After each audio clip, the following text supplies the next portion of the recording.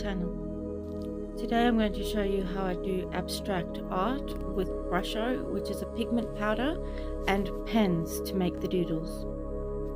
Brusho is incredibly messy and it also is able to be re-wet once it's dried.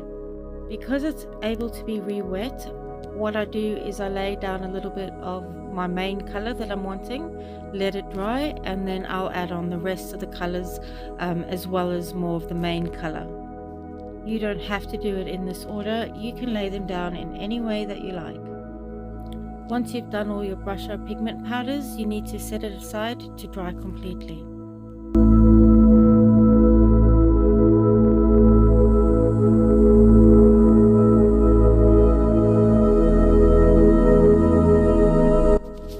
Once dry, I pick up my pen and I'll just start to do doodles.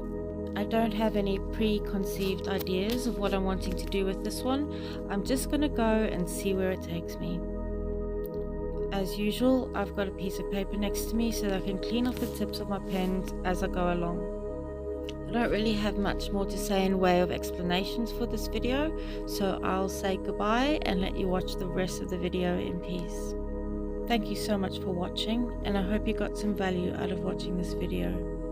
Take care and have a lovely day. Bye.